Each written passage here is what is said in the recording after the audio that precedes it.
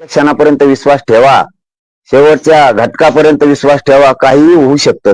कारण लढताना सुद्धा शेवटच्या थेंबापर्यंत लढायचं या भूमिकेतून आम्ही विश्वास ठेवला होता. परंतु त्या माणसानं शेवटी त्यांचा जे बरबटलेले विचार होते त्यांच्या पोटात, शेवटी ते त्यांनी बाहेर आणलेच. शेवटी मराठ्यांचे आचारसंहिता लावून त्यांना जे वाटोळ करायचं होते ते केलं. आम्हाला त्याच दिवशी त्यांनी खुन्नस दिली होती की मी या 17-18 जाती ओबीसी आरक्षणात घालतोय. आम्ही मराठ्यांना मोजत नाहीत, आम्ही मराठ्यांना गिनीत नाहीत, मराठ्यांची दखल सुद्धा घेत नाहीत आणि आम्ही मराठ्यांना बाजूला ठेवून सत्तेवर बसू पण मराठ्यांचं वाटोळं करू. आणि त्यांनी ते सिद्ध करून दाखवलं की आज मराठ्यांचं वाटोळं करण्यासाठी देवेंद्र फडणवीसांनी सगळे डाव टाकले, सगळे षडयंत्र टाकलेत.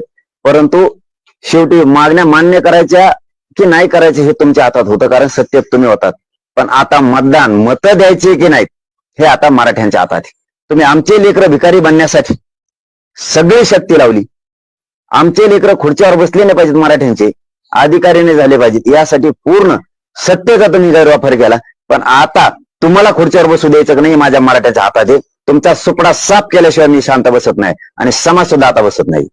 मराठा समाजाला सत्तेच्या बाहेर ठेवून सत्ता हस्तगत होऊ शकते, हे जे लॉजिक आहे त्यांचं ते पूर्ण होऊ शकतं का? कधीच नाही, कधीच नाही.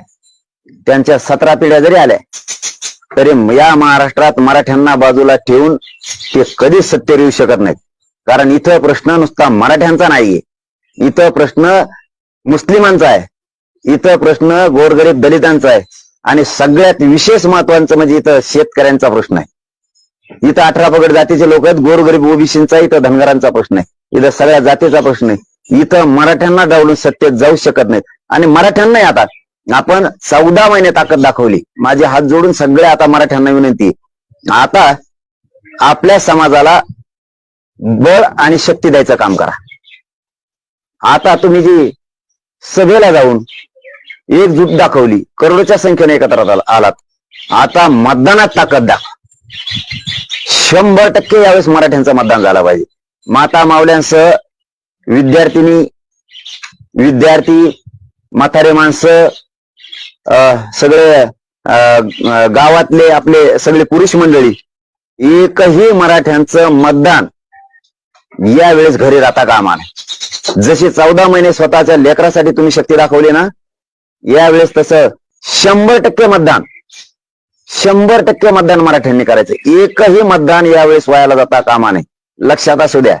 मराठा बांधवांना सांगतो, शेवटी अस्तित्वाची लढाई तुमच्या पोराची, तुमच्या पोरीची, तुमच्या समाजाची. हा समाज कधीच हारू देऊ नका. आता धुरा तुमच्या खांद्यावर आहे. आतापर्यंत सरकारच्या खांद्यावर धुरा होती या राज्यातल्या जनतेची. त्यांनी जातीवाद करून, भेदाभेद करून त्यांची जबाबदारी त्यांनी दूषित करून टाकली, अशी पार पाडली. आता मात्र मायबाप मराठ्यांनो, धुरा तुमच्या खांद्यावर आहे. कारण मतं तुमच्या जवळ आहेत, त्यांच्या जवळ नाहीत. हे मतं तुमच्या जवळ आहेत.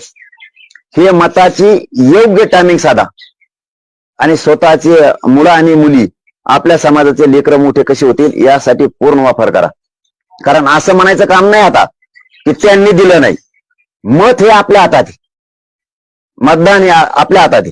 त्यांनी पक्क ठरवलं मराठ्यांचे पोरं भिकारी करायचे, यांना मोठं होऊ द्यायचं नाही. आता आपण पक्क ठरवायचं यांची पुरी जिरवायची. आता जशी तुम्ही आतापर्यंत 14 महिने ताकद दाखवली, मी सुद्धा तुमचं योगदान वायाला जाऊ दिलं नाही.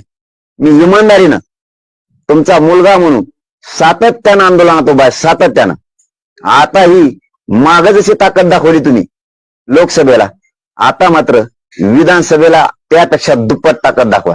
या वेळेस एकही मराठ्यांचं मतदान वायाला जाता कामा नये. हे बघा, शेवटचं सांगतो मराठा बांधवाला, आता अशी वेळ आली एकदम प्रतिष्ठेची, आता अशी वेळ आली की त्यांना आपल्याला संपवायचं. आपल्या पोरांचे मुर्दे पडले पाहिजेत, आपल्या पोरीचं, आपल्या पोराचा मुर्दा पडला पाहिजे. या राज्यात एक सुद्धा मायबाप असा नाही, एक सुद्धा, एक घरात माय अशी नाही की तिला वाटत नाही माझी मुलगी किंवा माझा मुलगा मोठा होऊ नये. एक माय नाही घरात. घरात एक बाप असा नाही की त्याला वाटत नाही माझं पोरग किंवा माझी पोरगी मोठी होऊ नये. एक नाही. एक भाऊ असा नाही की त्याला वाटत नाही की माझी बहीण मोठी होऊ नये. आणि या राज्यात एक बहीण अशी नाही की तिला वाटत नाही माझा भाऊ मोठा होऊ नये. प्रत्येक माईला वाटतंय की माझी मुलगी माझा मुलगा मोठा झाला पाहिजे. आणि नेमकं जी लढाई आपण मुलं मोठं करण्यासाठी करतोय त्याच लढाईत या सरकारनं जाणून बुजून आपला अपमान केलाय, जाणून बुजून आपल्याला हिणवलंय, आपल्याला बेदखल केले, आपली दखल घेतली नाही. मुद्दाम आपल्यावरती आपल्याला विरोध म्हणून, आपल्याला खुन्नस म्हणून त्यांनी आपल्या विरोधात जाऊन ओबीसीच्या 16-17 जाती आरक्षणात घातलेल्या. ही आपल्यासाठी सगळ्यात मोठं त्यांनी दिलेलं चॅलेंज आहे. त्यामुळे हे आरक्षण देत नाहीत. त्यामुळे आपल्याला आता आपल्या मुलाच्या बाजूने राहावं लागणार आहे. तुम्ही ठरवायचंय आता, तुमचे मुलं मोठे करायचे, तुमची मुलगी मोठी करायची, तुमचा जात मोठी करायची का तुमच्या पक्षाचा आमदार आणि मंत्री मोठा करायचा.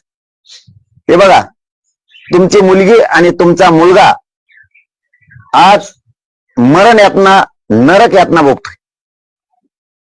त्याचा आक्रोश आहे.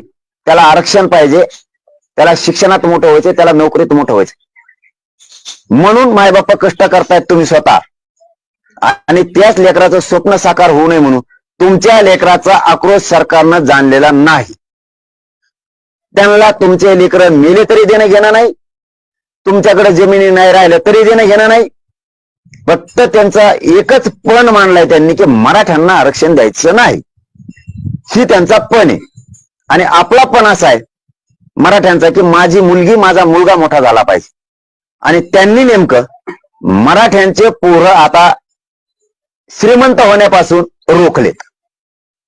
त्यांना मराठा आणि मराठ्यांचे पोरं भिकारी करायचे. आता वेळ तुमच्या हातात. तुम्ही आता तुमच्या लेकराचा मुर्दा पडता असताना तुमच्या मुलीच्या, तुमच्या मुलाच्या, तुमच्या जातीच्या मानेवर कुऱ्हाडी नावार सुरू केलेत. त्यांनी तुमचा घात करायचा ठरवलाय. सामाजिक, राजकीय, शैक्षणिक सगळाच. तर या ठिकाणी तुम्हाला आता मराठ्यांना जागा होणं गरजेचं. मी सांगतोय म्हणून नाही. तुम्ही भाजपमध्ये असाल, तुम्ही काँग्रेस शिवसेनेत असाल, तुम्ही कोणत्या पक्षात असाल, फक्त आज संध्याकाळी आपण आपल्या लेकराला जवळ घेऊन बसा आणि आरक्षणाची किंमत विचारा. मग तुम्हाला कळेल की माझ्या मुलीला, माझ्या मुलाचं वाटोळं करणाऱ्याला मी मतदान का द्यायचं. तुमचा निवडून दिलेला आमदार, तुम्ही केलेला मंत्री, तुम्ही बसवलेला देवेंद्र फडणवीस या माणसानं तुमचे मुलं आणि तुमच्या मुली संपवायचं ठरवलंय. मग अशा लोकांना जर तुम्ही मतदान करणार असाल किंवा निवडून देणार असाल तर तुम्ही स्वतः तुमच्या मुलाचं, तुमच्या मुलीची अग्निपरीक्षा बघताय.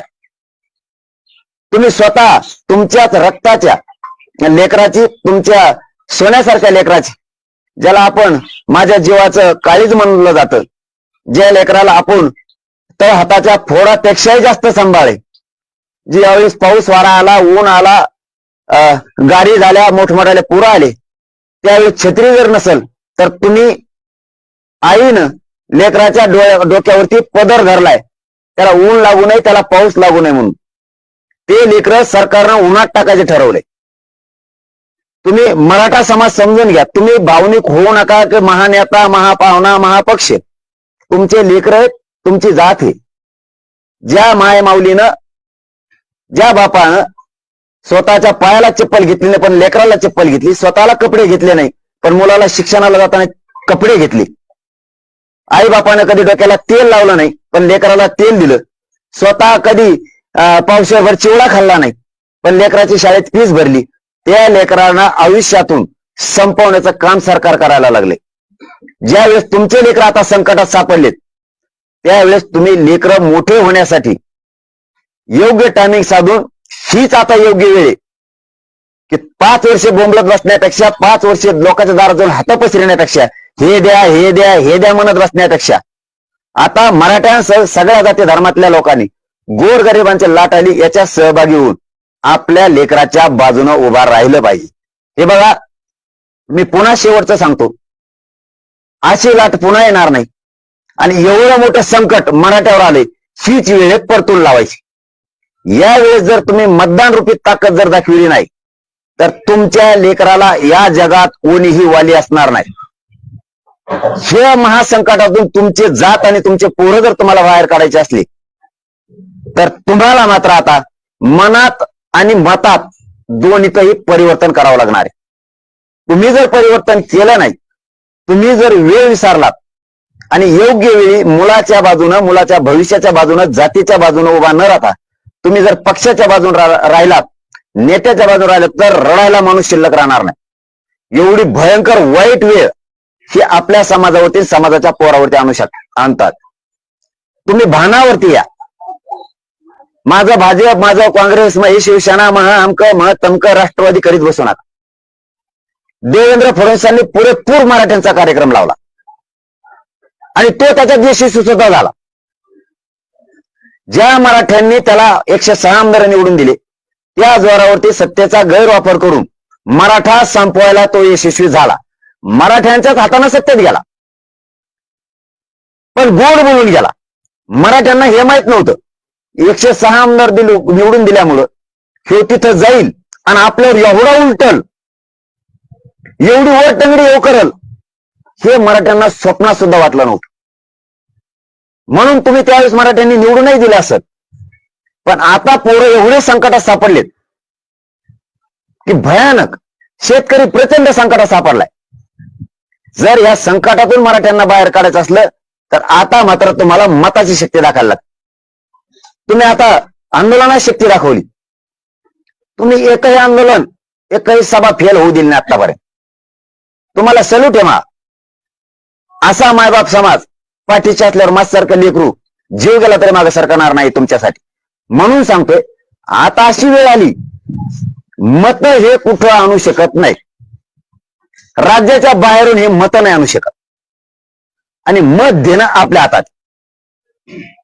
ते फक्त विकायचं नाही. लेकराची शान, जातीची शान आणि शक्ती आणि बळ वाढवायसाठी ते मत अशा टायमिंगला योग्य ठिकाणी द्यायचं. जर तुमच्यावर दबाव आला, ते झुगारून लावा. तुमच्यावर जर वाईट वेळ आणली त्यांनी, शांत राहा, संयमी डोकं ठेवा. पण ज्या दिवशी मतदानाच्या खोलीत घुसाल ना, त्या दिवशी डोळ्यासमोर एकच आरसा ठेवा, माझा मुलगा, माझी मुलगी, हिच्यावरती किती भयान संकट उभा राहिले. मी जर वेगळ्या दिशेनं मतदान केलं तर माझं लेकरू आयुष्यातून संपलं. हे मात्र त्या मतदान केंद्रात गेल्याच्या नंतर आठवणीत असू द्या. वेळोवेळी मी सगळं सांगल असं नाही. तुम्ही आजच खून मनात बांधा. आता मत मात्र समाज सांगल तिथंच करायचं. उद्या समाज काहीही सांगल त्याच ठिकाणी आपलं मत गेलं पाहिजे. पण असे मायबाप होऊ नका की लेकरांना वाटन माझ्याच मायबापानं माझीच सत्व परीक्षा बघितली, माझीच आग्न परीक्षा बघितली. एकाही लेकराला, एकाही मुलीला, एकाही मुलाला असं वाटू देऊ नका की माझ्याच बापानं, माझ्याच आईनं, माझ्याच भावानं आमची अग्नी परीक्षा बघितली. आमच्या बाजूने मतदान करायचं, आमच्या भविष्याच्या बाजूने करायचं, आम्हाला जिथं खुर्ची मिळणार आहे तिथं करायचं. आम्ही मोठे होण्यासाठी मतदान करायला पाहिजे. आम्ही अधिकारी बनून खुर्चीवर बसावं, या बाजूने मतदान करायचं. या भूमिकेत मायबापांना राहा. कधी तुमच्या लेकराला असं वाटलं नाही पाहिजे आम्ही खुर्चीवर बसायला ज्याने विरोध केला त्यालाच खुर्चीवर बसायसाठी माझ्या मायबापाने त्यांना मतदान केले. म्हणजे ज्यांनी तुमचे पोरं संपवलेत खुर्चीवर बसू नये म्हणून, तर असा या राज्यात एक बी मराठा नाहीये की तो आपल्या पोराचं वाटोळं करणाऱ्याला पुन्हा खुर्चीवर बसवी. जातवान मराठा तरी किमान आपल्या पोरांचं वाटोळं करणाऱ्याला आता खुर्चीवर बसून देणार नाही. स्वतःच्या मुलाच्या बाजूने राहा. एवढ्या वेळेस आता मतातून ताकद दाखवा. पण 100% बाहेर गेलेले सगळ्यांनी आपण आपल्या ठिकाणी यायचं. 2 दिवस आधी सगळं बंद. सगळ्यांनी आपण आपल्या ड्युट्या, म्हणजे नोकरीला शिक्षक असतील, कोणाच्या संस्थेवर असाल तुम्ही, यावेळेस गेट फिरवायचा म्हणजे फिरवायचा. तुम्ही अधिकारी असाल, तुम्ही पोलीस असाल, तुम्ही महसूल असाल, तुम्ही मिलिटरीत असाल, तुम्ही कर्मचारी असाल, तुम्ही हॉस्पिटलला असाल, कुठे एखाद्या सरकारी दवाखान्यात असाल, तुम्ही एसटी कर्मचारी असाल, तुम्ही रिक्षाचे ड्रायव्हर असाल, तुम्ही ट्रकचे असाल, तुम्ही टेम्पोचे असाल, तुम्ही जीप चालवित असाल, तुम्ही टपऱ्या चालवित असाल, तुम्ही किराणा दुकान चालवित असाल, तुम्ही हॉटेलमध्ये असाल, तुम्ही मोठे व्यावसायिक असाल, तुम्ही प्रकल्प असाल, तुमच्याकडे एखाद्या मोठ्या कंपन्या असतील, उद्योगपती असाल, तुम्ही बिल्डर असाल, तुम्ही कोणीही असाल, विना अनुदानित शिक्षक असतील, तुम्ही एसटी कर्मचारी असतील, तो कोणताही मराठा असू द्या, तो हमाली करणारा असू द्या, किंवा तो झाडून घेणारा असू द्या किंवा तो माथाडी कामगार असू द्या, या राज्यातला कानाकोपऱ्यातला श्रीमंतापासून गरीब मराठ्यांनी सगळ्यांनी यावेळेस मताला मुखायचं नाही. श्रीमंत मराठ्यांनी घरात मतासाठी बसायचं नाही, अजिबात बसायचं नाही. मी कसा लाईनीत लागू, मी लय मोठा आहे, मी लय श्रीमंत आहे, मला लय ऊन लागत आहे, उन्हात घाम कसा आहे. श्रीमंत बाहेर पडला की गरीब बाहेर पडत असतो. श्रीमंताचा आदर्श गरीब घेत असतो.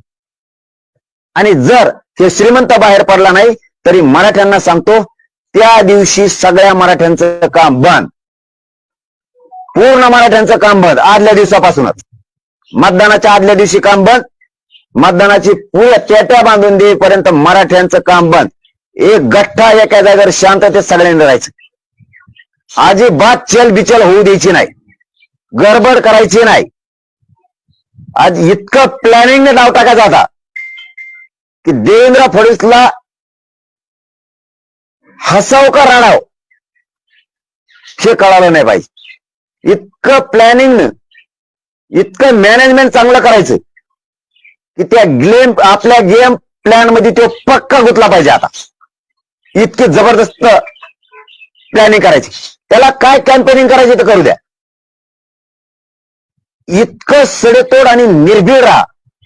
फक्त माइंड निवडणूक पार पुरुषर शांत ठेवा. आपल्याला डोळची संयम बाळगा, फक्त शांतता. आचारसंहितेचा भंग नाही झाला पाहिजे. लोकशाहीचे सगळे नियम असतील ते सगळे पाळायचे. फक्त शांत राहा आणि एक गठ्ठा राहा. मुद्दाम उचकवतील अगोदरच्या दिवसापासून तर मतदानाच्या पेट्या जाईपर्यंत एकाही मराठ्यांनी चलबिचल करायची नाही. व्यवस्थित ठरल्याप्रमाणे घराघरात मराठ्यांच्या पोहोचलं पाहिजे. मराठ्यांच्या श्रीमंतापासून गरिबांपर्यंत, बांधावरती शेतात काम करणाऱ्यापर्यंत योग्य विषय गेला पाहिजे. गडबड करायची नाही. हे काम फक्त 4 दिवसात होऊ शकतं. गावातल्याच पोरांनी गावातच व्यवस्थित प्लॅनिंग करायची. 4 दिवसात गाव डेव्हलप होतं. आता तर 30-40 दिवस आहेत काहीतरी. हे खूप झाले, हे खूप झाले, खूप येते. आपण आपल्या गावच्या घरापर्यंत कसं जायचं, शांत माइंड ठेवून जायचं. गाई गडबडीत पुन्हा चिखलात समात फसता कामा नाही. इतकी प्लॅनिंग चांगली करायची, फक्त त्या प्लॅनिंग प्रमाणे चालायचं. पुढे पुढे तुम्हाला सगळ्या टप्प्यावरती सगळी माहिती दिली जाणार आहे. जसे जसे टप्पे पडते त्या त्या टप्प्यावरती योग्य तुम्हाला प्लॅनिंग देऊ. फक्त तेवढ्या टप्प्याने सगळ्यांनी चालायचं. बारकाईनं कानोसा ठेवायचा. माहिती काय आली आणि काय करायचं, कोणी काय सांगितलं चलबिचल व्हायचं नाही. पूर्ण खात्री करायची. हा निरोप योग्य आहे का, हा निरोप तिथूनच आलाय का, मध्ये कोणी काही फाटे फोडले, काही केले, विश्वास ठेवायचा आणि चलबिचल करून अर्धे इकडं ना अर्धे इकडं करायचं नाही. कोणी काही सांगितलं बी, अमुक अमुक प्लॅनिंग झाली आणि अमुक अमुक बदलली, अजिबात चलबिचल व्हायचं नाही. संध्याकाळपर्यंत पुरी खात्री करायची, दिवसभरात खात्री करायची, नंतर पाऊल उचलायचं. गाई गडबडीत कसलाच निर्णय कोणीच घ्यायचा नाही. पण मराठ्यांना दिलेलं चॅलेंज मोडून काढायचं म्हणजे काढायचं, आणि ते तुमच्या हातात आहे. लोकसभेला तुम्ही अशाच पद्धतीनं भूमिका घेतली होती, त्यामुळं भाजपच्या माहितीच्या जागा ज्या आहेत त्या लोकसभेला कमी आल्या होत्या आणि महाविकास आघाडीच्या जागा ज्या वाढल्या होत्या.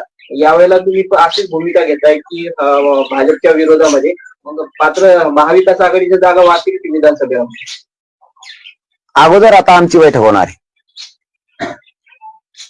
कोणाच्या वाढायच्यात, कोणाच्या कमी करायच्यात, कोणाला कुठं बसायचं आणि कसं फरफटत न्यायचं ते आता आम्ही ठरविणार आहे. हा, आता ती बाजू आमच्यावर आहे. आम्ही आमची शान वाढवणार आहे, शान घालणार नाही ना. कोणाला वाटतं माझ्या पोटच्या लेकराला, सोन्यासारख्या लेकराला इतके वाईट दिवस यावात आणि सरकारने इतके वाईट दिवस आणावं, असा कोणची माय घरात आहे किंवा असा कोणचा बाप घरात आहे की त्याला वाटेल माझ्या लेकराची फरफट व्हावा म्हणून, आणि डोळ्यात एकता. आता सामना मैदानात आमच्याशी. आम्ही आता बैठक घेणार, आम्ही ठरवणार करायचंय काय. पाटील, मुख्यमंत्र्यांनी आपण छत्रपती शिवाजी महाराजांची शपथ घेतली होती, मराठ्यांचा पूर्ण शब्द पाळणार असं आश्वासन त्यांनी दिलं. आता मैदानात आणलेत ना. आता काय केलंय